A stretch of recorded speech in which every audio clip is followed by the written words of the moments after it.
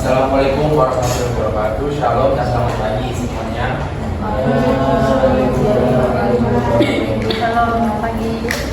Yang saya hormati dosen pengampu mata kuliah sastra Nusantara dan Pariwisata, Profesor Dr. Khairul Effendi MS, serta teman-teman yang saya banggakan. Pertama-tama, marilah kita panjatkan puji syukur kehadirat Tuhan Yang Maha Esa, karena atas berkat rahmat dan karunia-Nya kita dapat berkumpul pada pertemuan kali ini.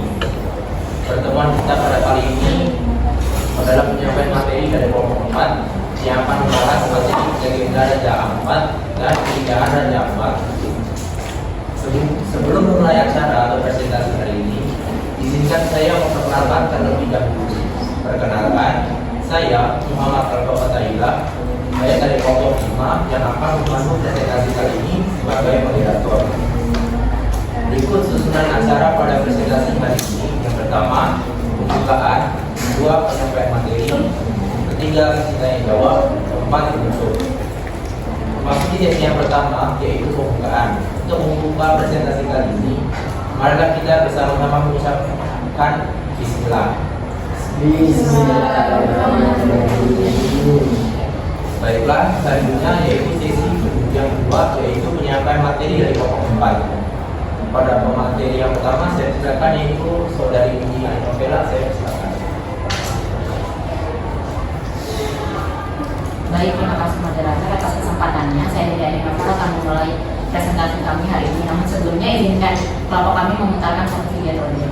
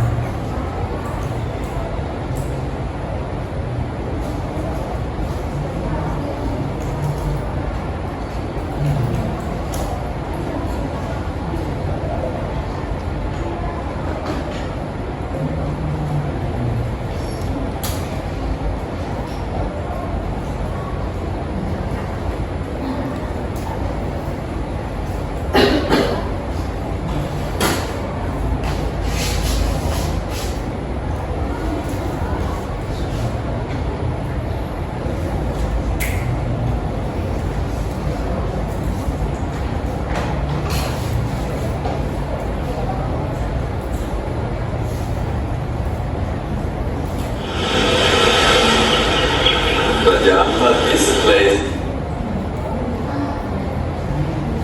where you can get lost in nature.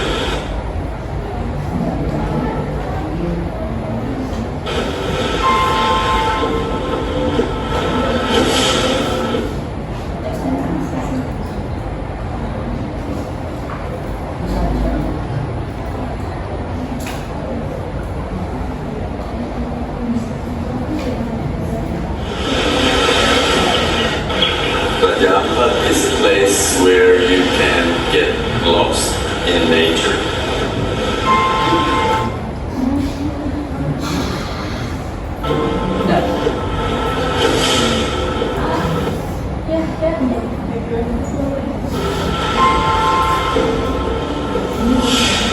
The name Raja Ampat comes from the four kings, which is Misol, Waigeo, Salawati, and Batangan.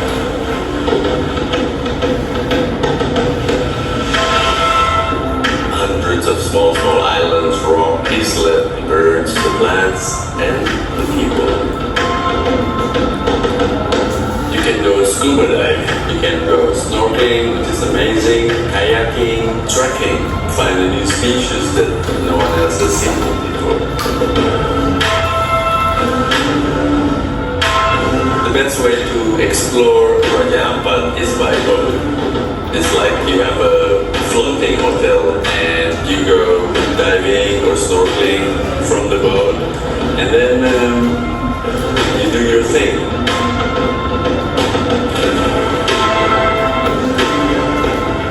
Because from the vast area, you don't get too many people at one place.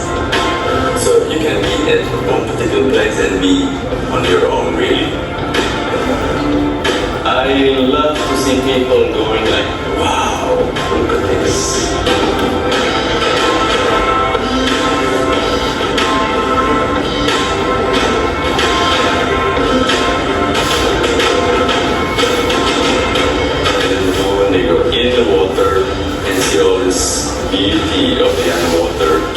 they are flabbergasted.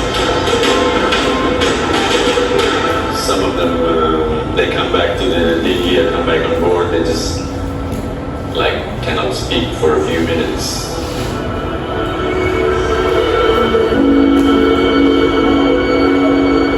I was born and grew up in Jakarta. As a young boy, I used to sit down in front of the television watching Jacques Cousteau and his calypso going around the world, including the area of Indonesian water. And I was so fascinated, and I thought to myself, I would like to be like him. My father played a very important role for me because he was the one that introduced me to tourism in Indonesia. Now I'm taking people to these exotic, beautiful, amazing places that make me feel very, very happy. I'm the luckiest man in the world.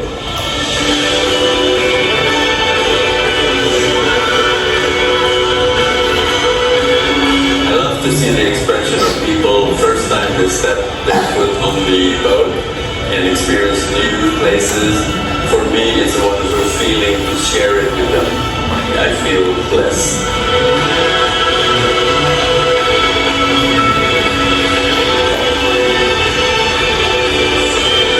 Raja Ampat for me is a never-ending exploration. I need like 200 years to explore this whole area, or 300.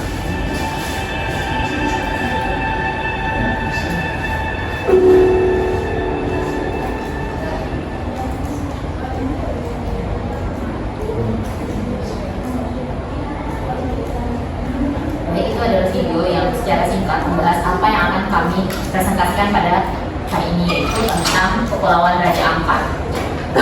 Jika teman-teman tadi perhatikan di awal video juga ada dijelaskan bahwa Kepulauan Raja Ampat ini asal mulanya adalah dari nama 4 raja yang memerintah di pulau-pulau terbesar yang ada di kawasan tersebut.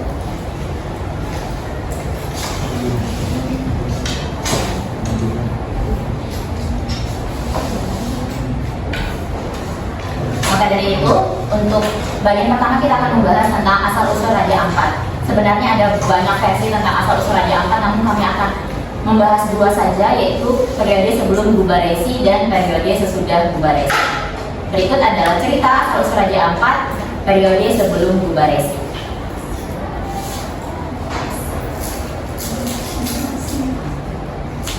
Gubaresi, mohon maaf. Gubaresi.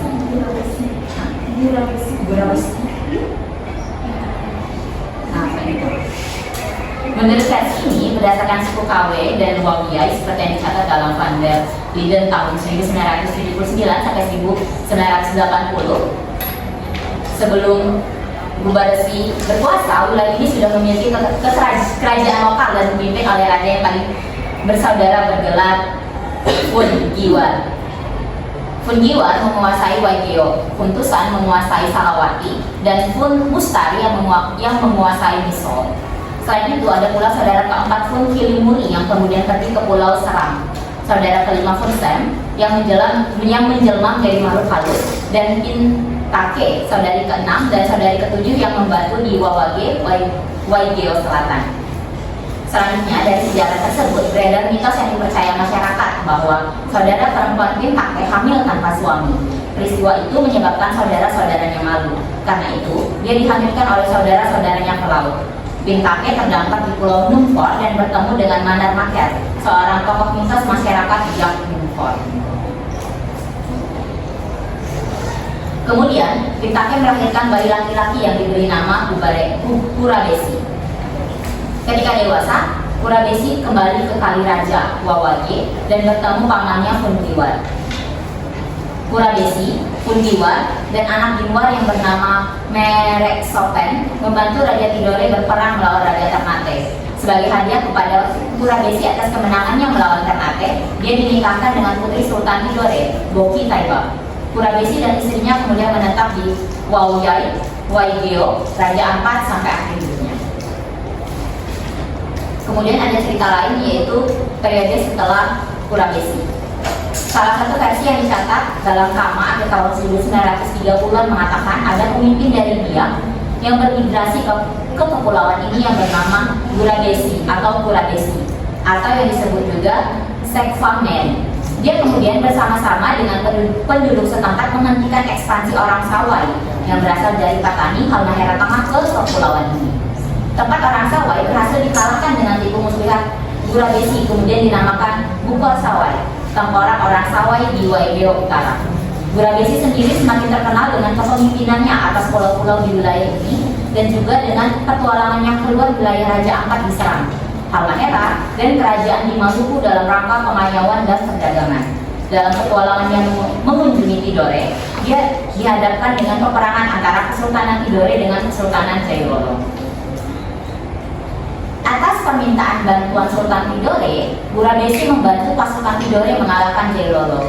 Berkat bantuan ini, Gurabesi dinikahkan dengan Boki Tabai, putri Sultan Tidore, dan didukung oleh Tidore menjadi raja yang menguasai wilayah Kepulauan Raja Ampat yang memerintah dari Waigeo. Ia juga akan memberikan sebagian upeti yang diterimanya kepada Tidore setiap musim angin timur, angin pasat. Ekspansi Gurabesi kemudian juga menyebar ke beberapa wilayah di semenanjung Kepala Burung yang merupakan cikal bakal wilayah Papua Samgamsio, 9 negeri Papua. Gurabesi dan Boku Tabai dikisahkan tidak memiliki anak. Pada suatu hari ketika Boki Tabai dan Gurabesi menyusuri Sungai Waikeo, kali raja di distrik Tiklol Mayalibit, mereka menemukan beberapa butir telur. Ada yang mengatakan 6 atau 7 butir telur. 4 butir diantaranya menetas menjadi 4 orang pangeran yang berpisah karena pertengkaran atas pura-pura dan masing-masing menjadi raja yang berkuasa di Waikeo, Salawati, Misol Timur di Lilinta, dan Misol Barat di Waigama, lalu kemudian pergi ke Kalimuri, Pulau Serang. Sementara itu, telur kelima menjadi laki-laki, tapi kemudian menghilang di alam gaib menjadi hantu. Keenam menjadi perempuan, dan ketujuh menjadi batu telur raja, Kakatna yang dikeramatkan di Kali Raja. Istilah 4 orang raja, Waigama, jika menurut sudut pandang Tidore atau Sailolo, jika menurut sudut pandang lokal, dalam yang memerintah di gugusan kepulauan itulah yang menjadi awal dari nama Kalanafat atau Raja Ampat. Jadi teman-teman, asal usul Raja Ampat ini adalah dari 4 orang pangeran yang berasal dari telur yang ditemukan oleh Gurabesi tadi. Telur pertama, kedua, dan ketiga itu menjadi raja, dan yang keempat itu tuh dia tidak menetas tapi juga tetap menjadi raja gitu, karena dia dianggap sebagai raja walaupun dia dari telur dan membatu gitu. Setelah kita membahas asal usul Raja Ampat, kita akan membahas identitas tentang Kepulauan Raja Ampat. Awalnya dulu saya berpikir bahwa Kepulauan Raja Ampat ini hanya pulau-pulau di situ saja, tapi ternyata ada banyak fakta menarik tentang kepulauan ini. Kepulauan Raja Ampat adalah gugusan kepulauan yang berlokasi di barat bagian semenanjung Kepala Burung Pulau Papua. Secara administrasi, gugusan ini berada di bawah Kabupaten Raja Ampat dan Kota Sorong, Provinsi Papua Barat Daya. 4 gugusan pulau yang menjadi anggotanya dinamakan menurut 4 pulau terbesarnya, yaitu Pulau Waigeo, Pulau Misol, Pulau Salawati, dan Pulau Batanta. Luas kepulauan ini adalah 8.034 km persegi, berada di Provinsi Papua Barat Daya. Jumlah pulau yang tercatat itu adalah 612 pulau. Kabupaten dan kota adalah Kabupaten Raja Ampat dan Kota Sorong di Kepulauan Melanesia. Kemudian ada koordinatnya dan penduduknya sekitar 64.141 jiwa yang dilakukan di sensus 2020. Kemudian Raja Ampat terdiri dari sekitar 1.500 pulau kecil yang tersebar di sepanjang laut biru jernih. Daerah ini terkenal dengan kekayaan alamnya yang meliputi terumbu karang yang memukau, pantai berpasir putih, dan kehidupan laut yang luar biasa. Raja Ampat dikenal sebagai salah satu tempat terbaik untuk menyelam di dunia dengan beragam jenis terumbu karang dan spesies ikan yang menakjubkan. Memiliki lebih dari sekitar 1.300 spesies ikan, hiu paus, penyu laut, dugong, dan rumah bagi sekitar 550 spesies karang yang berbeda. Sekian dari saya kembalikan kepada moderator. Baik, terima kasih kepada saudara Dian pada materi yang pertama. Selanjutnya akan disampaikan oleh Siti Nur Hasanah kepada saudara Diki. Saudara Diki, saya silakan. Assalamualaikum warahmatullahi wabarakatuh. Baiklah, di sini saya akan menyampaikan materi yang sudah saya sampaikan. Jadi di sini saya saya akan menyampaikan materi tentang fakta menarik tentang Raja Ampat. Jadi, yang pertama itu ditemukan secara tidak sengaja. Hal unik dari Raja Ampat adalah salah satunya ketidaksengajaan saat menemukannya. Jadi, sekitar tahun 1990, itu seorang penyelam asal Belanda bernama Max M mengunjungi wilayah tersebut. Pada awalnya, penyelam itu hanya ingin mencari tahu tentang kapal dan pesawat perang dunia kedua yang dicurigai itu tenggelam di kawasan Raja Ampat. Tetapi saat menyelam, dia justru menemukan keindahan alam bawah laut yang membuat Raja Ampat kemudian dikenal banyak orang sampai saat ini.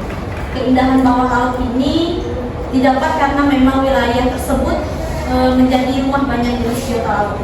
Kemudian rumah bagi jutaan biota laut. Tempat yang dijuluki surga bawah laut ini memiliki banyak jenis terumbu karang. Bahkan masih ada banyak terumbu karang yang kondisinya masih sangat baik. Terumbu karang tersebut bisa ditemukan di Selat Gambier yang berada di antara Pulau Waigeo dan Pulau Batanta. Bahkan itu ada tercatat sekitar 540 jenis terumbu karang yang ada di Raja Ampat. Selain terumbu karang, ada sekitar 1.511 spesies ikan dan juga ribuan biota laut lainnya.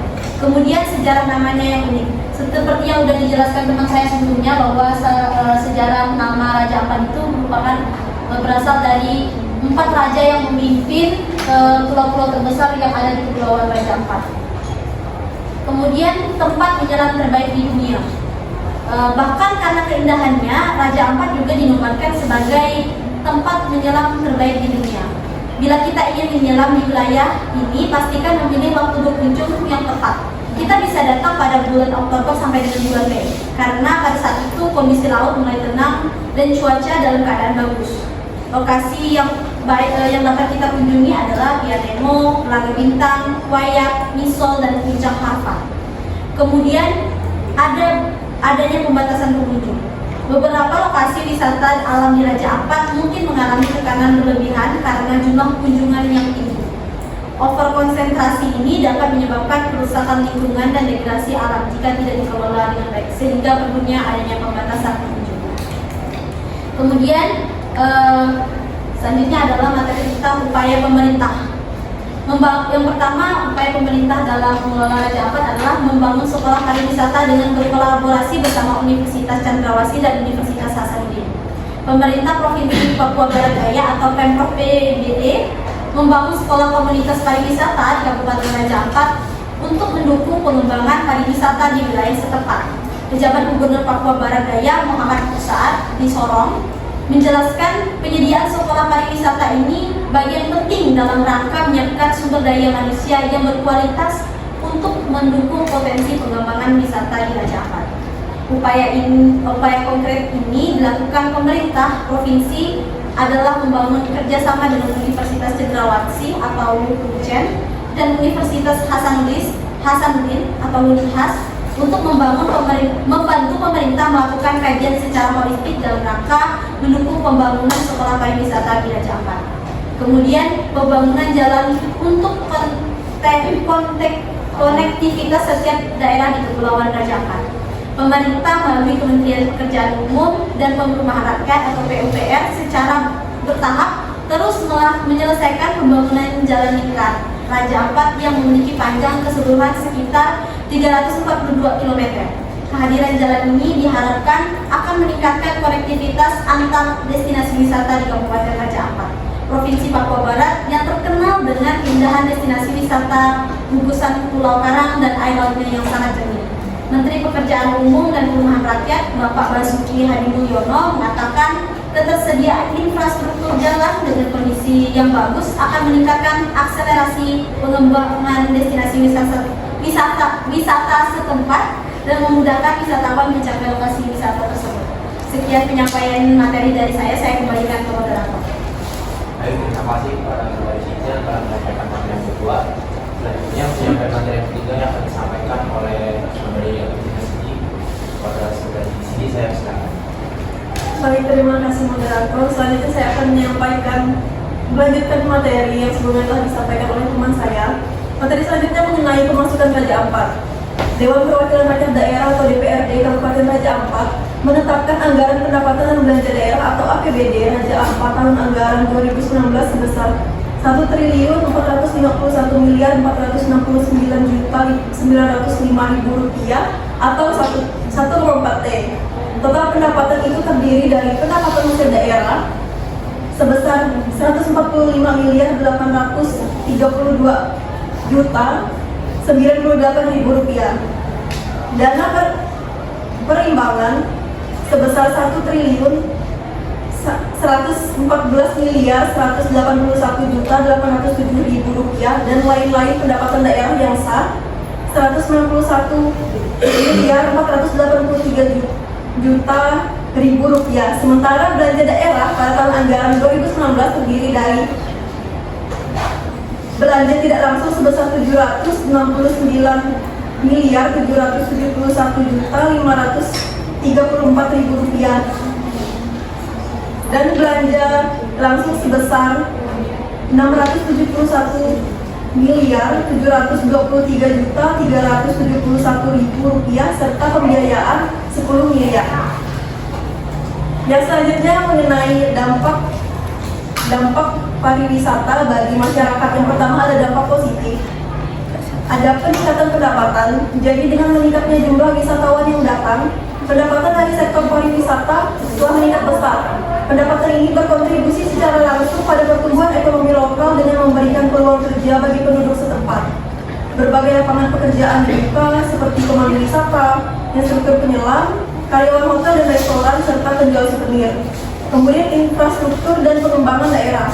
Peningkatan pariwisata telah mendorong pembangunan infrastruktur di daerah ini. Hotel, restoran, transportasi, dan fasilitas pendukung lainnya berkembang untuk mengakomodasi pertumbuhan jumlah wisatawan. Hal ini juga berdampak pada sektor lain seperti perbaikan jalan, air bersih, dan listrik yang memberikan manfaat langsung bagi masyarakat setempat. Yang selanjutnya konservasi dan kesadaran lingkungan. Jadi kunjungan pada wisatawan ke Raja Ampat juga membawa kesadaran akan pentingnya menjaga kelestarian lingkungan melalui biaya masuk, kemudian donasi dan program kesadaran lingkungan. Dana bisa dialokasikan untuk pelestarian dan perlindungan alam serta upaya konservasi flora dan fauna yang unik di daerah ini. Yang terakhir ada pengenalan budaya lokal. Jadi pariwisata membawa kesempatan untuk memperkenalkan budaya lokal kepada dunia. Wisatawan dapat berinteraksi langsung dengan masyarakat setempat, belajar tentang tradisi, tarian, dan kerajinan tangan khas Raja Ampat.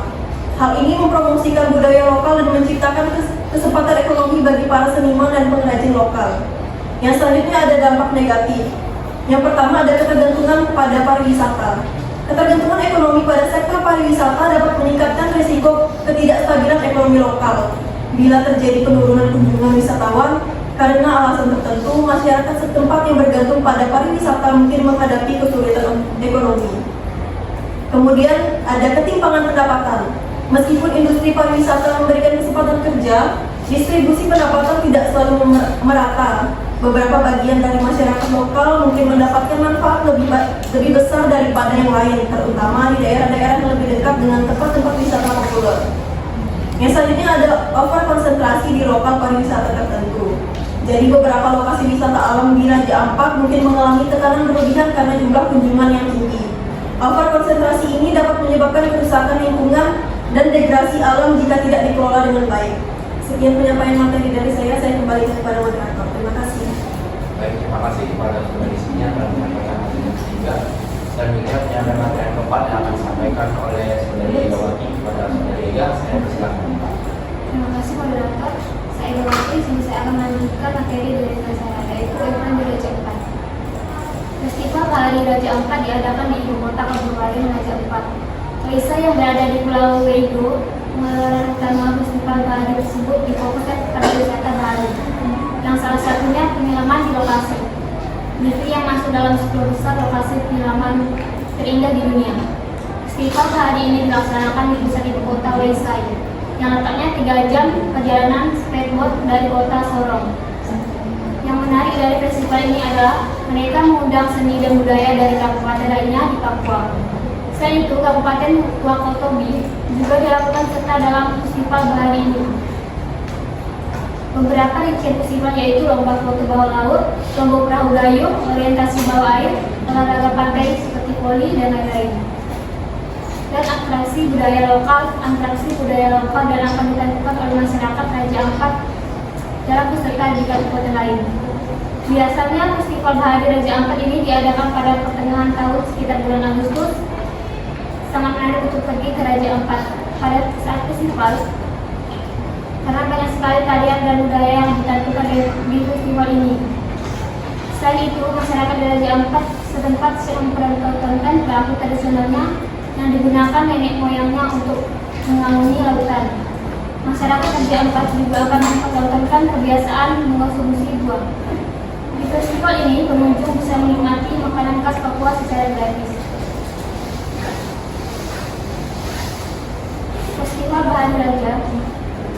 Festival Bahari Raja Ampat diagendakan menjadi kegiatan tahunan untuk meningkatkan arus wisatawan. Saat ini Papua terdapat Festival Lembah Baliet di Wamena, Kabupaten Jayawijaya, Festival Asmat, Festival Komori di Timika, dan Festival Danau Sentani di Jayapura. Selain itu, wisatawan juga dapat menikmati dan melanjutkan kunjungan dengan mendatangi berbagai lokasi wisata alam Raja Ampat yang terkenal sebagai Untayan Jamrut di Papua. Ini karena Raja Ampat terdiri dari ratusan pulau-pulau kecil.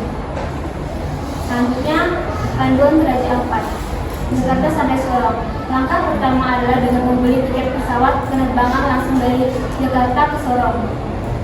Sebagai kota terdekat, Sorong menjadi pintu masuk pertama untuk menuju Raja Ampat melalui Bandara Internasional Domir Eduk Osok Sorong. Terdapat beberapa maskapai penerbangan yang melayani rute ini dengan durasi penerbangan dari Bandara Soekarno-Hatta, Jakarta ke Sorong. Biasanya sekitar 3-4 jam. Tergantung pada maskapai dan kondisi cuaca atau faktor yang mengalami penerbangan lainnya. Setelah tiba di bandara Domir Eduk Osok di Sorong, perjalanan dilanjutkan ke Pelabuhan Sorong ke Raja Ampat. Dari bandara, kamu dapat menggunakan taksi atau travel untuk mencapai pelabuhan. Perjalanan dari bandara ke pelabuhan membutuhkan waktu sekitar 20-30 menit, tergantung pada lalu lintas dan kondisi jalan. Selain menggunakan kapal feri, kamu juga bisa menggunakan jalur udara dari Bandara Domir Eduk Osok Sorong menuju Bandara Mahinda, yang hanya dilayani oleh 2 maskapai, yaitu Susi Air dan Wings Air. Maskapai Susi Air melayani hanya pada hari Senin, Sabtu, dan Jumat. Susi Air dan Wings Air, maskapai Susi Air melayani hanya pada hari Senin, Rabu, dan Jumat. Sedangkan penerbangan Wings Air melayani hampir setiap hari. Tiket pesawat yang tersedia tidak bisa didapatkan secara online dan hanya bisa dibeli secara langsung di Bandara Sorong. Sorong ke Raja Ampat. Dari Pelabuhan Rakyat, kamu dapat menaiki kapal feri menuju Pelabuhan Baisai, ibu kota Kabupaten Raja Ampat. Kapal feri beroperasi setiap hari dan waktu perjalanan sekitar 2-3 jam, tergantung pada kondisi cuaca. Tiket feri dapat dibeli di loket yang tersedia di pelabuhan. Sebelum naik ke atas kapal, jangan lupa untuk memeriksa jadwal keberangkatan kapal feri sebelumnya, agar kamu dapat mengatur waktu perjalanan dengan baik. Setelah tiba di website, dapat menggunakan transportasi lokal untuk mencapai lokasi penginapan atau destinasi wisata yang kamu inginkan di Raja Ampat. Ada berbagai pilihan penginapan di Raja Ampat, mulai dari homestay sederhana hingga restoran mewah. Sekian dari saya, kembalikan ke saya. Baik, terima kasih kepada Saudara yang telah berkomentar. Selanjutnya penyampaian materi atraksi yang akan disampaikan oleh Saudara Yenti Wali kepada Saudara Nika. Saya persilakan. Baik, terima kasih moderator. Saya akan melanjutkan program materi dari rekan saya, yakni selanjutnya ada jumlah pengunjung. Berdasarkan data Badan Pusat Statistik Kabupaten Raja Ampat, jumlah wisatawan yang mengunjungi Raja Ampat paling banyak terjadi pada tahun 2019, sebanyak 46.375 orang. Ini meliputi 24.090 wisatawan mancanegara dan 22.285 wisatawan domestik. Pada tahun 2023 tercatat 19.839 pengunjung dengan 16.153 pengunjung mancanegara dan 3.626 pengunjung domestik. Apakah kegiatan pariwisata inklusif atau eksklusif? Warga Kabupaten Raja Ampat, Papua Barat kesulitan untuk mengakses pariwisata di wilayahnya karena biaya wisata di daerah tersebut terlalu mahal. Warga Raja Ampat sendiri saja tidak bisa menikmati, padahal berada dalam satu wilayah kabupaten. Bagaimana dengan warga di kabupaten lain di Papua Barat atau provinsi lain? Kata pemuda Solong. Muhammad Nasir, Toko Mandoran di Morowali, Selasa. Dia menjelaskan objek wisata bahari di wilayah Raja Ampat cukup banyak, namun baru bisa dinikmati masyarakat yang bermukim di sekitar objek wisata tersebut. Bagi mereka yang punya cukup uang, bisa jalan-jalan menikmati satu persatu objek wisata. Bagi masyarakat ekonomi lemah, mereka tidak akan pernah bisa melihat. Katanya lagi, menurutnya objek wisata Raja Ampat terlalu eksklusif karena hanya bisa dinikmati masyarakat dengan tingkat ekonomi menengah ke atas. Biaya wisata di daerah ini terlalu mahal bagi masyarakat ekonomi menengah ke bawah. Pria keturunan masyarakat Raja Ampat ini menyebutkan tingginya biaya pariwisata di daerah tersebut terjadi pada transportasi. Seluruh objek wisata hanya bisa dijangkau melalui transportasi laut. Untuk wilayah terdekat seperti Waisai bisa dijangkau dengan ongkos sewa speedboat atau perahu Jansen milik masyarakat sekitar 5 juta hingga 6 juta. Kalau untuk wilayah jauh seperti Wayak, kita harus menyiapkan uang antara 15 juta hingga 17 juta, ujarnya. Sementara terkait biaya penginapan, rata-rata dipatok dengan harga 500.000 per malam. Ia menilai penerapan harga tersebut wajar untuk objek wisata sekelas Raja Ampat. Baik, sekian. Kami baru masuk dulu. Sekian.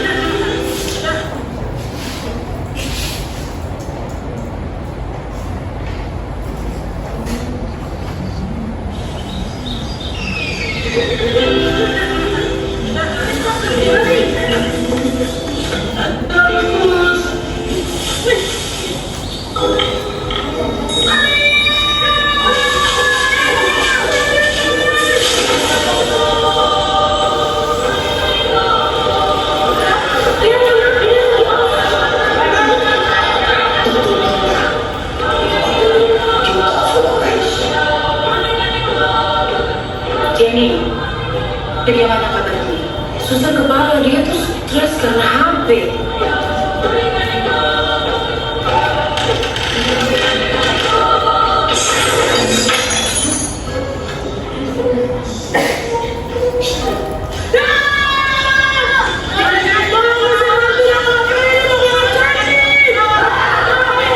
Aku bilang, dikirim semesta untuk berdaya.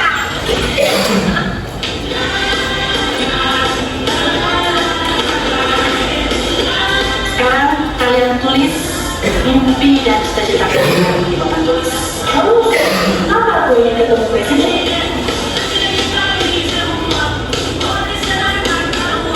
Tentu saja Cino. Saya pasti akan ketemu presiden dan tunjukkan satu suara ini.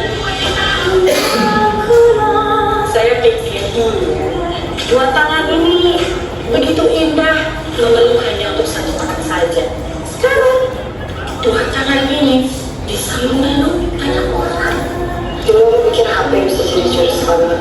Ternyata itu semua hanya menjauhkan aku dari dunia nyata. Aku hidup di dunia lain.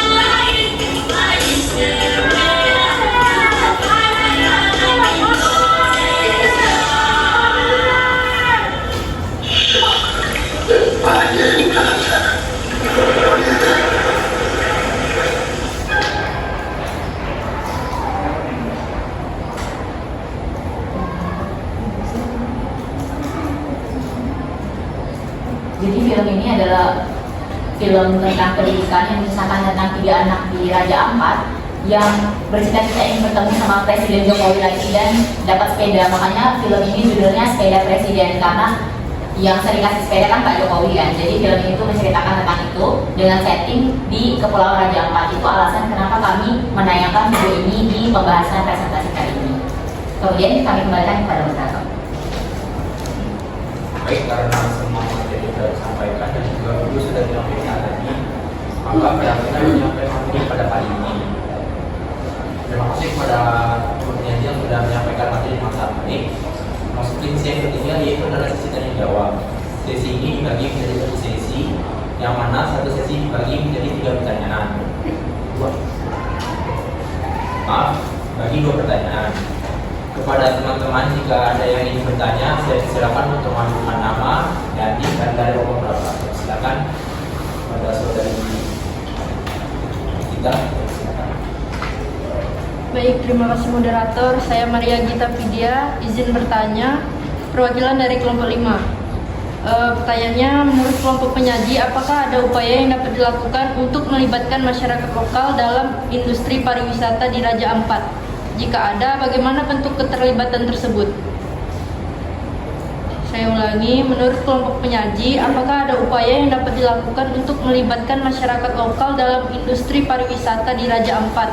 Jika ada, bagaimana bentuk keterlibatan tersebut? Terima kasih.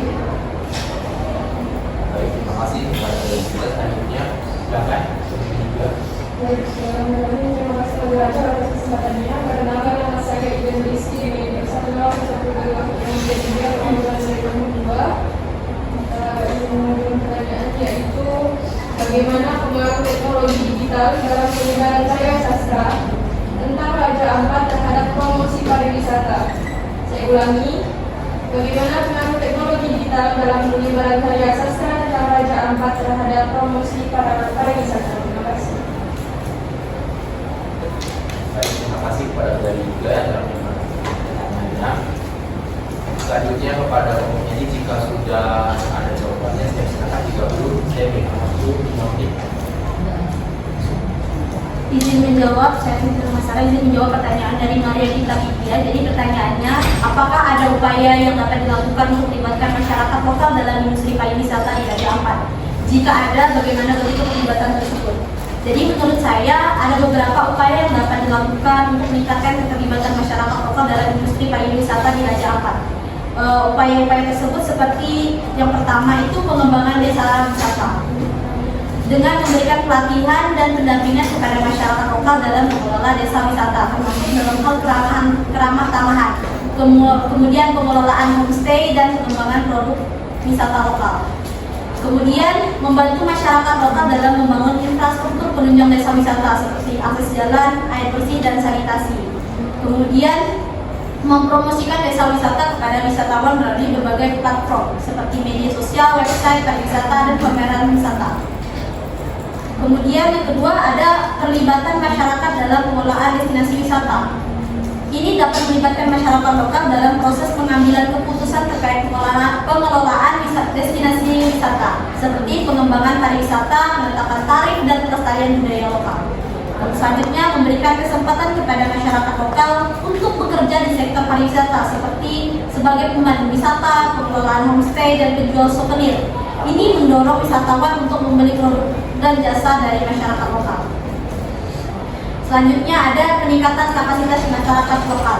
Yang pertama, memberikan pelatihan dan pendidikan kepada masyarakat lokal tentang pariwisata, termasuk ke dalamnya hal berbahasa Inggris, budaya wisatawan, dan pelayanan prima. Kemudian meningkatkan akses masyarakat lokal terhadap informasi dan teknologi sehingga mereka dapat lebih mudah memasarkan produk dan jasa wisata tersebut. Kemudian memfasilitasi kerjasama antara masyarakat lokal dengan para pelaku usaha pariwisata seperti hotel, resort, dan agen perjalanan. Nah, bentuk keterlibatan masyarakat lokalnya dalam industri pariwisata di Raja Ampat dapat beragam seperti sebagai pemilik dan pengelola homestay. Masyarakat lokal dapat membuka dan mengelola homestay untuk penampungan wisata, kemudian sebagai pemandu wisata. Jadi masyarakat lokal juga dapat menjadi pemandu wisata untuk membawa wisatawan berkeliling dan menjelaskan tentang budaya dan keindahan Raja Ampat. Selanjutnya sebagai penjual souvenir seperti yang sudah saya jelaskan sebelumnya, jadi masyarakat lokal dapat menjual souvenir dan produk lokal kepada wisatawan asing. Kemudian sebagai penyedia jasa lainnya, jadi masyarakat lokal dapat menyediakan berbagai jasa lainnya kepada wisatawan seperti transportasi, penyewaan alat snorkeling, dan penyediaan makanan. Dengan demikian, dengan meningkatkan keterlibatan masyarakat lokal dalam industri pariwisata, itu diharapkan dapat memberikan manfaat ekonomi bagi masyarakat lokal sekaligus menjaga kelestarian budaya dan alam Raja Ampat. Sekian jawaban dari saya, mungkin teman saya ingin menambahkan. Baik, itu menambahkan. Jadi ada beberapa upaya yang dapat dilakukan untuk melibatkan masyarakat lokal dalam industri pariwisata di Raja Ampat. Beberapa di antaranya, yang pertama, pelatihan dan pendidikan. Jadi memberikan pelatihan kepada masyarakat lokal tentang keterampilan pariwisata seperti menjadi pemandu wisata, manajemen penginapan, dan layanan pelanggan. Pendidikan tentang pelestarian lingkungan juga penting untuk memastikan bahwa pariwisata berkelanjutan. Yang kedua, pemberdayaan ekonomi. Mendorong masyarakat lokal untuk membuka usaha yang berkaitan dengan pariwisata seperti homestay, restoran, atau souvenir. Hal ini dapat meningkatkan ekonomi lokal dan memberikan sumber pendapatan yang stabil bagi penduduk. Yang ketiga, kolaborasi dengan pengusaha lokal. Jadi memastikan bahwa pengusaha lokal dilibatkan dalam proyek-proyek pariwisata besar sehingga keuntungan ekonomi juga dinikmati oleh komunitas setempat. Ini bisa dalam bentuk kerjasama bisnis atau partisipasi dalam manajemen usaha pariwisata. Yang keempat, promosi budaya lokal. Mengintegrasikan budaya lokal dalam pengalaman wisata seperti misalnya mengadakan pertunjukan tari tradisional, seni kerajinan tangan, dan festival budaya. Hal ini tidak hanya memperkaya pengalaman wisatawan, tapi juga menjaga dan mempromosikan warisan budaya setempat. Yang kelima, partisipasi dalam pengelolaan destinasi. Mengajak masyarakat lokal untuk terlibat dalam pengelolaan destinasi wisata, termasuk dalam perencanaan dan pengambilan keputusan. Ini memastikan bahwa kebutuhan dan keinginan masyarakat setempat diperhatikan. Jadi ada 5 upaya yang saya berikan. Itu yang pertama, pelatihan dan pendidikan. Yang kedua, pemberdayaan ekonomi. Yang ketiga, kolaborasi dengan pengusaha lokal. Yang keempat, promosi budaya lokal. Dan yang terakhir, partisipasi dalam pengelolaan destinasi. Jadi dengan melibatkan masyarakat lokal dalam industri pariwisata, tidak hanya kesejahteraan mereka yang meningkat, tetapi juga keberlanjutan pariwisata di Raja Ampat dapat terjaga dengan lebih baik. Sekian jawaban dari saya, mungkin ada teman saya yang menambahkan. Baik, saya akan menambahkan jawaban dari teman-teman saya. Kalau kita lihat di awal video tadi, Raja Ampat dikenal dengan istilah The Last Paradise atau surga terakhir yang ada di bumi. Kenapa? Karena ada begitu banyak ikan dan terumbu karang yang masih tetap sehat di Raja Ampat. Terus kalau kita ingat tadi kelompok kami juga ada membahas tentang seberapa besar pendapatan yang didapat dari destinasi wisata di Raja Ampat sampai 1,4 triliun. Ini menunjukkan seberapa besar dampak yang akan dirasakan oleh masyarakat kalau mereka terlibat secara aktif dengan kegiatan pariwisata ini. Boleh tolong yang di luar agak tenang nggak sih?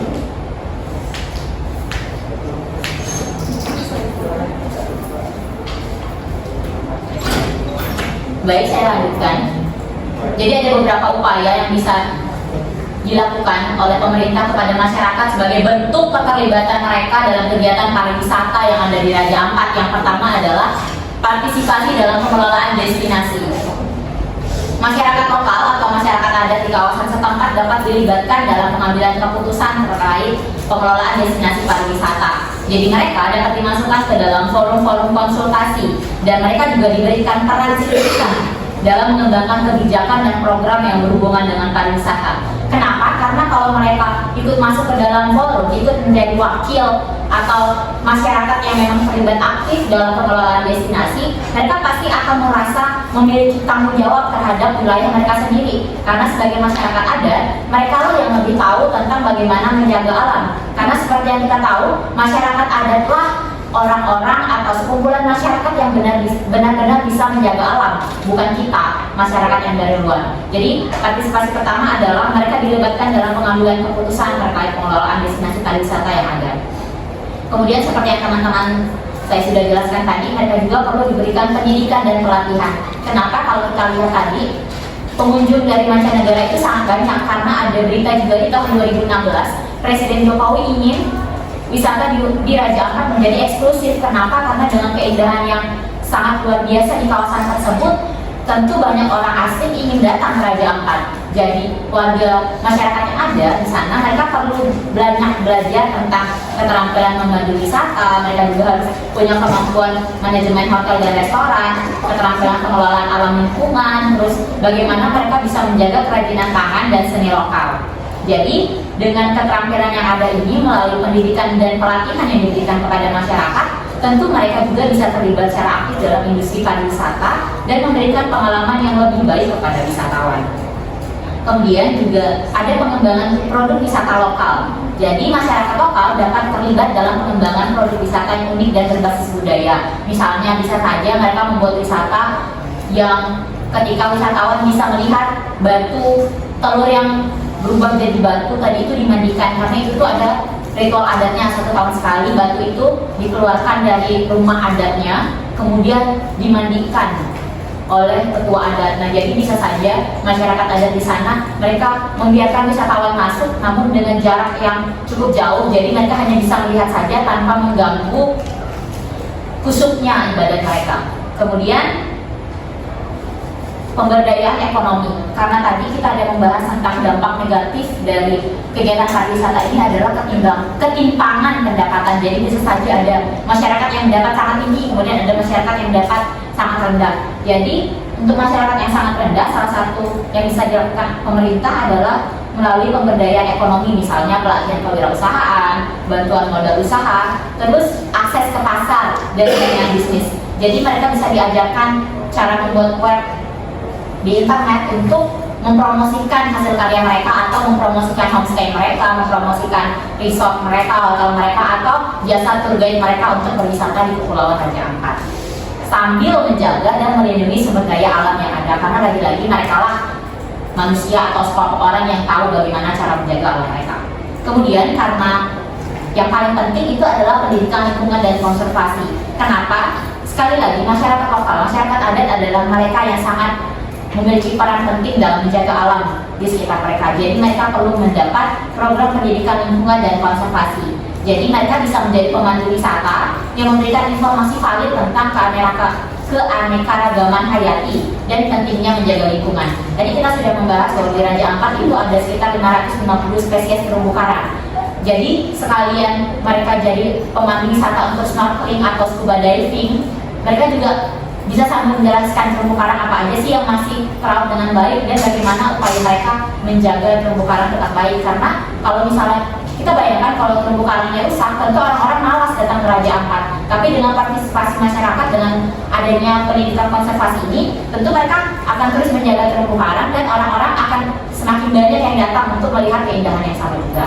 Jadi caranya yang pertama itu ada partisipasi dalam pengelolaan destinasi, ini termasuk masyarakat lokal dilibatkan dalam pengambilan keputusan, kemudian ada pendidikan dan pelatihan yang berguna, kemudian ada pengembangan produk wisata lokal, kemudian ada pemberdayaan ekonomi bisa berupa pelatihan kewirausahaan, bantuan modal usaha dan lain-lain, dan yang paling penting adalah pendidikan lingkungan dan konservasi. Sekian dari saya, mungkin ada teman saya yang ingin menambahkan lagi. Bila saya akan menjawab pertanyaan dari kita, kurang lebih sama dengan teman saya. Ada berbagai upaya yang dapat dilakukan. Yang pertama yaitu pelatihan dan pendidikan. Contohnya pelatihan pemandu wisata. Pelatihan pemandu wisata memberikan pelatihan kepada masyarakat lokal tentang menjadi pemandu wisata, mencakup pengetahuan lingkungan, budaya, sejarah lokal, dan keterampilan komunikasi. Contoh lainnya itu kursus bahasa asing. Menyediakan kursus bahasa asing, terutama bahasa Inggris, untuk memudahkan interaksi dengan wisatawan internasional. Kedua, pemberdayaan ekonomi lokal. Contohnya pengembangan UMKM. Pengembangan UMKM membantu masyarakat mengembangkan usaha mikro dan kecil dan menengah UMKM yang menjual kerajinan tangan, makanan khas, dan produk lokal lainnya kepada wisatawan. Contoh selanjutnya, koperasi pariwisata. Mendirikan koperasi yang dikelola oleh masyarakat lokal untuk mengelola, memasarkan produk, dan mengembangkan destinasi wisata. Ketiga, pengelolaan dan pengembangan destinasi wisata. Contohnya, pengelolaan lingkungan. Pengelolaan lingkungan melibatkan masyarakat dalam upaya konservasi lingkungan seperti pemeliharaan terumbu karang, pembersihan pantai, dan pengelolaan sampah. Contoh selanjutnya, partisipasi dalam perencanaan. Mengikutsertakan masyarakat dalam perencanaan dan pengambilan keputusan terkait pengembangan pariwisata, memastikan mereka memiliki suara dalam proses tersebut. Yang keempat, pembangunan infrastruktur pendukung. Contohnya, homestay dan akomodasi. Homestay dan akomodasi mendorong masyarakat untuk membuka homestay atau penginapan yang dikelola secara lokal dengan pelatihan manajemen dan dukungan pembiayaan. Yang kelima, promosi budaya dan tradisi lokal. Contohnya festival budaya. Menyelenggarakan festival budaya yang menampilkan tarian, musik, dan seni tradisional untuk menarik wisatawan. Contoh selanjutnya, pengalaman budaya. Mengajak wisatawan untuk berpartisipasi dalam kegiatan sehari-hari masyarakat seperti memasak makanan tradisional, mengikuti upacara adat, atau belajar kerajinan tangan. Yang terakhir, kerjasama dengan pihak lain. Contohnya kemitraan dengan pemerintah dan LSM. Bekerja sama dengan pemerintah dan LSM untuk mendapatkan dukungan dalam bentuk pelatihan, penandaan, dan promosi. Sekian dari saya, mungkin ada teman saya. Baik, saya izin menambahkan sebelum menyimpulkan jawaban dari teman-teman saya terkait pertanyaan dari Gita. Ada beberapa upaya yang dapat dilakukan untuk melibatkan masyarakat lokal dalam industri pariwisata di Raja Ampat, yakni yang pertama, pengaktifan forum tata kelola ekowisata, meningkatkan partisipasi masyarakat lokal dalam pengelolaan ekowisata dengan cara mengaktifkan forum tata kelola ekowisata. Hal ini dapat membantu meningkatkan manfaat ekowisata, terutama bagi orang asli Papua, dengan cara meningkatkan akses pasar bagi pelaku wisata OAP di kawasan Misol dan Kuaipua. Yang kedua, ada peningkatan kapabilitas pengusaha homestay. Meningkatkan kapabilitas pengusaha homestay untuk memberikan layanan kelas resort dan mencegah tumbuhnya wisata massal. Hal ini dapat membantu meningkatkan keterlibatan masyarakat lokal dalam industri pariwisata. Yang ketiga, ada pembangunan kaitan ekonomi. Membangun kaitan ekonomi antara ekowisata dengan sektor ekonomi lain seperti pertanian, agar komunitas lokal yang tidak terlibat dalam ekowisata juga mendapat manfaat ekowisata. Hal ini dapat dilakukan dengan mengintegrasikan perencanaan terintegrasi untuk mempersiapkan sektor lain seperti pertanian agar mampu memasuk produk homestay dapat menjadi tahap awal setelah pasar produk pertanian. Yang keempat, ada pengembangan sistem pencatatan kunjungan wisata. Membangun sistem pencatatan kunjungan wisata untuk dasar perencanaan pengembangan ekowisata. Hal ini dapat membantu meningkatkan keterlibatan masyarakat lokal dalam pengelolaan wisata dan meningkatkan manfaat ekowisata. Yang kelima, ada pengembangan forum tata kelola. Membangun forum tata kelola yang melibatkan para pemangku kepentingan ekowisata untuk merumuskan kebijakan dan strategi guna meningkatkan keterlibatan masyarakat lokal dalam pengelolaan ekowisata. Yang keenam, ada pengembangan manfaat arus pendapatan. Meningkatkan pemanfaatan arus pendapatan dengan cara meningkatkan sebar alokasi pengeluaran di luar usaha, seperti meningkatkan proporsi pengeluaran untuk kebutuhan primer dan meningkatkan proporsi pengeluaran untuk kebutuhan tersier. Yang ketujuh, ada pengembangan modal sosial. Meningkatkan modal sosial dengan cara meningkatkan kepuasan terhadap industri ekowisata dan tata kelola ekowisata. Hal ini dapat membantu meningkatkan keterlibatan masyarakat lokal dalam pengelolaan wisata dan meningkatkan manfaat ekowisata. Yang terakhir, ada pengembangan pemanfaatan potensi wisata. Meningkatkan pemanfaatan potensi wisata dengan cara mengembangkan wisata minat khusus seperti snorkeling dan menyelam di Raja Ampat. Hal ini dapat membantu meningkatkan keterlibatan masyarakat lokal dalam pengelolaan wisata dan meningkatkan manfaat ekowisata. Dengan melakukan beberapa upaya seperti yang saya sebutkan tadi, masyarakat lokal dapat lebih terlibat dalam industri pariwisata di Raja Ampat sehingga meningkatkan manfaat ekowisata dan meningkatkan kualitas hidup masyarakat lokal. Sekian dari saya kembalikan kepada moderator. Terima kasih. Terima kasih kepada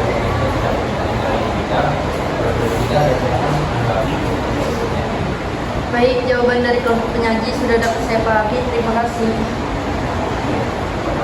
Silakan jawab pertanyaan dari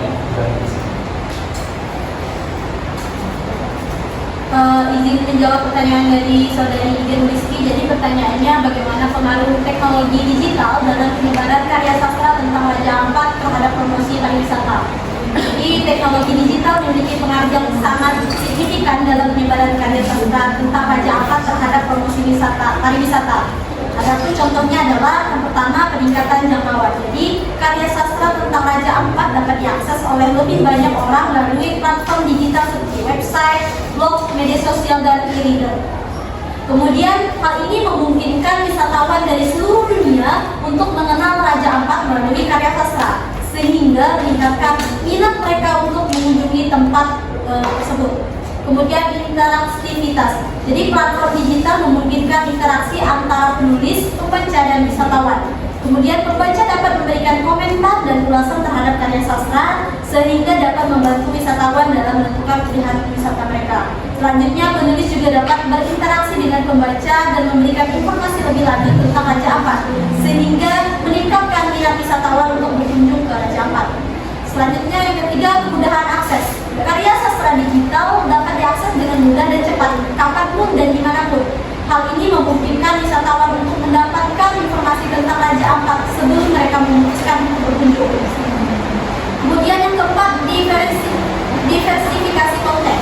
Jadi teknologi digital memungkinkan penyebaran berbagai jenis karya sastra tentang Raja Ampat, seperti novel, puisi, cerpen, dan artikel. Hal ini memberikan variasi bagi wisatawan dalam menikmati informasi tentang Raja Ampat sehingga meningkatkan minat untuk berkunjung. Kemudian yang kelima, promosi lebih efisien. Platform digital memungkinkan promosi karya sastra tentang Raja Ampat dengan biaya yang lebih murah dan jangkauan yang lebih luas.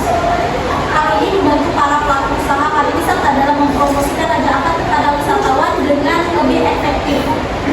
Contoh platform digital yang dapat digunakan untuk menyebarkan karya sastra Raja Ampat seperti yang saya sebutkan sebelumnya, kita memiliki website. Jadi penulis dapat membuat website pribadi atau bergabung dengan komunitas penulis online untuk mempublikasikan karya mereka. Kemudian blog juga dapat menjadi platform yang efektif untuk berbagi cerita dan pengalaman pribadi tentang Raja Ampat. Selanjutnya, media sosial. Media sosial seperti Facebook, Instagram, Twitter dan dapat digunakan untuk mempromosikan karya sastra dan menjangkau audiens yang lebih luas. Kemudian yang terakhir ada e-reader. Jadi karya sastra digital dapat diterbitkan dan juga melalui platform e-reader seperti Amazon Kindle dan Apple iBooks. Jadi kesimpulannya adalah teknologi digital memberikan banyak peluang untuk menyebarkan karya sastra tentang Raja Ampat kepada lebih banyak orang. Jadi sehingga meningkatkan promosi pariwisata. Platform digital seperti website, blog, media sosial, dan e-reader dapat digunakan untuk menjangkau audiens yang lebih luas dan meningkatkan minat wisatawan untuk mengunjungi Raja Ampat. Sekian jawaban dari saya, mungkin teman saya yang akan menambahkan. Baik, izin menambahkan pertanyaan dari juga.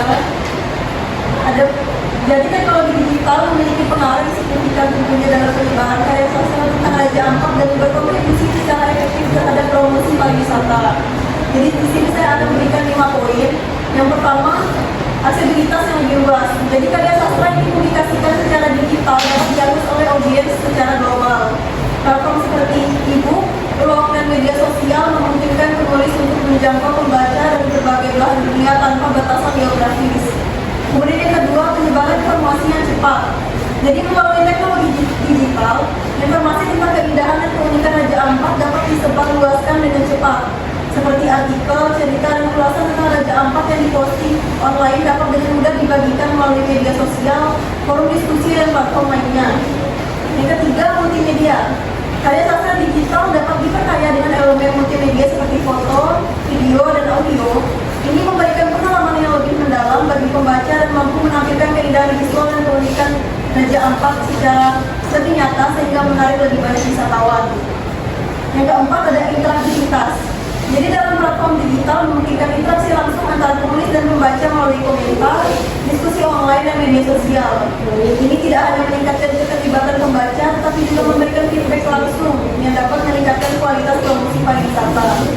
Yang kelima, kampanye pemasaran yang efektif. Jadi teknologi digital memberikan strategi pemasaran yang lebih terarah dan efisien. Melalui analisis data dan pemasaran berbasis algoritma, karya sastra tentang Raja Ampat dapat dipromosikan kepada segmen pasar yang tepat, seperti pencinta, penjelajah, dan wisatawan budaya. Yang keenam, kolaborasi dan jaringan. Penulis dapat berkolaborasi dengan influencer, fotografer, dan pembuat konten lainnya untuk mempromosikan Raja Ampat. Jaringan ini dapat meningkatkan visibilitas dan menarik perhatian lebih banyak orang terhadap destinasi wisata ini. Jadi ke-6 poin yang saya jelaskan tadi mendatangkan manfaat dari teknologi digital. Dengan adanya penyebaran karya sastra tentang Raja Ampat dapat memberikan secara signifikan meningkatkan kesadaran dan minat terhadap pariwisata di kawasan tersebut, serta memperkuat citra Raja Ampat sebagai destinasi wisata yang unik dan memesona. Walaupun kita tentunya belum ada kan Raja Ampat, jadi dengan pengaruh yang signifikan dari penyebaran karya sastra yang berkontribusi dalam media digital ini, kita bisa tahu gitu foto-fotonya, video, serta keindahan-keindahan yang ada di Raja Ampat. Sekian jawaban dari saya, mungkin ada teman saya yang menambahkan. Baik, saya akan menambahkan jawaban dari pertanyaan Ibu Rizky, yaitu bagaimana teknologi digital bisa berpengaruh dalam penyebaran karya sastra tentang Raja Ampat. Nah, tadi kita ada nonton trailer singkat tentang film Sepeda Presiden, yaitu kan adalah film dengan tema pendidikan dan persahabatan dengan setting di Raja Ampat. Nah, jadi dari situ kita tuh bisa melihat bagaimana anak-anak di Raja Ampat tuh melakukan drama gitu loh. Jadi karya sastranya dalam bentuk drama dan film gitu. Nah, jadi dari drama dan film itu terlihat bagaimana kehidupan lokal mereka, bagaimana mereka berinteraksi sehari-hari, bagaimana mereka menjaga alam mereka, menikmati alam mereka. Nah, jadi itu bisa sebagai media, sebagai wadah untuk mereka mempromosikan keindahan yang ada di daerah mereka. Terus kalau kita lihat di salin dia juga ini tuh ada seperti drama komedi gitu. Jadi tentang Bunda, jadi kayak mirip-mirip Mak Betty gitu. Tapi ini tuh settingnya di Raja Ampat gitu. Jadi kita melalui video-video singkat seperti ini kita bisa lihat bagaimana masyarakat di sana itu hidup gitu loh, dalam kondisi seperti itu gitu. Bagaimana mereka bisa bersosialisasi antar masyarakat. Kalau ini kan komedi ya, jadi agak dilebih-lebihkan gitu. Nah, tapi ini juga terlihat bagaimana sih mereka ketika menjalani hari gitu. Bagaimana keadaan di situ, kan kadang kita berpikir kalau Papua agak terbelakang kan dari daerah lain. Tapi ternyata enggak kok, di Papua juga ada mobil, ada motor dan lain sebagainya. Jadi sebenarnya Papua dan sekampung yang terkirikan gitu. Nah, jadi itu adalah satu bentuk media promosi yang bisa mereka lakukan melalui karya sastra berupa drama dan film. Selain itu juga ada lagu.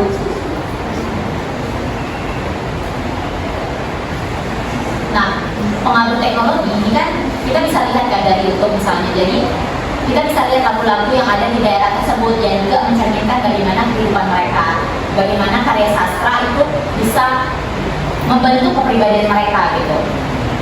Saya kemarin ada dengar satu lagu judulnya Adik Kakak Sayang. Jadi itu menceritakan bagaimana seorang pria tuh jatuh cinta pada seorang wanita karena kata-katanya gitu loh. Karena dia lihat kalau kulitnya itu hitam manis gitu, jadi dia suka.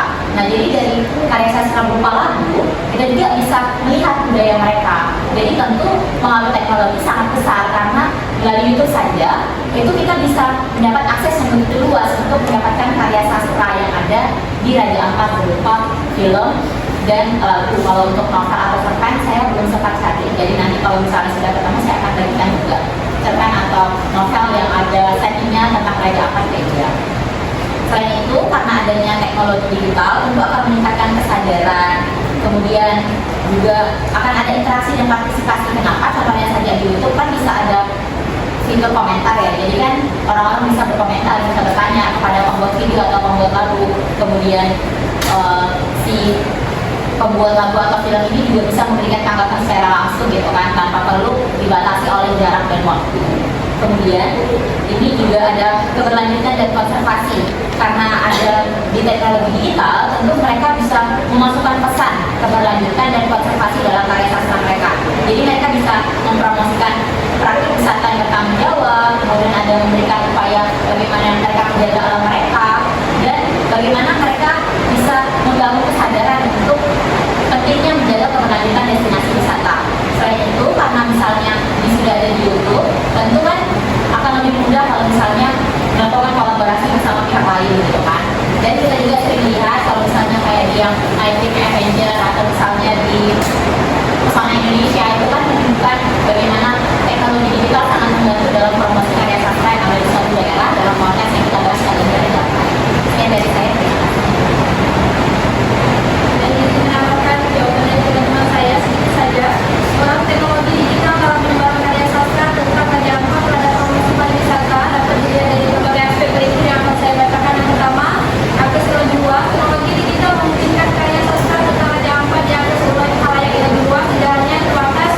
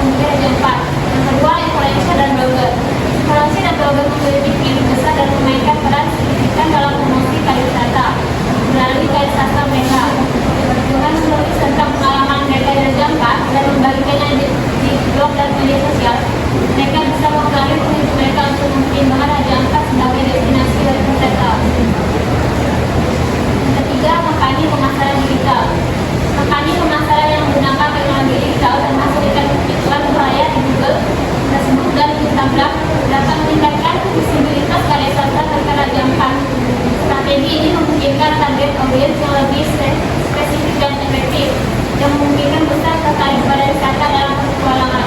Yang keempat, penjualan dan distribusi online.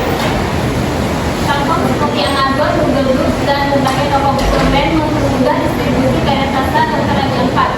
Membaca dan dengan mudah membeli dan mengunduh buku baik dalam format fisik maupun digital. Yang kelima, peningkatan aksesibilitas. Karya sastra diterbitkan dalam format digital seperti e-book atau artikel online dapat diakses secara luas dan diingat oleh audiens global. Ini memudahkan pembaca di seluruh dunia untuk menemukan dan membaca tentang keindahan dan keunikan Raja Ampat tanpa hambatan geografis.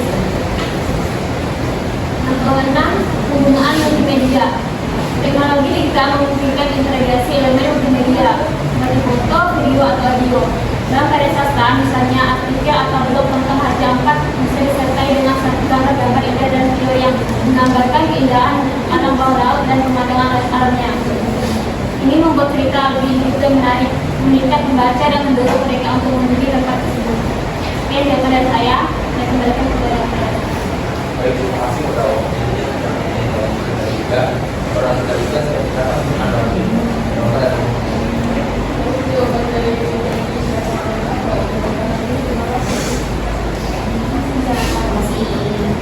Baik, karena semua pertanyaan sudah terjawab dan itu maksudnya sudah terakhir untuk presentasi ini, mari kita ucapkan hamdalah.